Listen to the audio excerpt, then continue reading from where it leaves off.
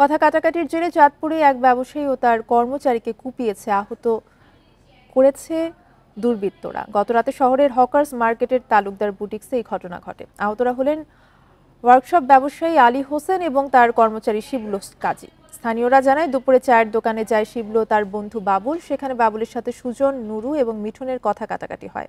এক পর্যায়ে তাদেরকে নিবৃত্ত করেন শিবলু কাজী। এর জেরে রাতে দেশীয় অস্ত্র নিয়ে ওই ৩ যুবক সহ ১৫ থেকে ২০ জন কিশোর আলী হোসেন এবং শিবলু কাজীর ওপর হামলা চালায়। পরে তাদের উদ্ধার করে চাঁদপুর জেনারেল হাসপাতালে ভর্তি করা হয়। এর মধ্যে শিবলুকে ঢাকায় পাঠানো হয়েছে।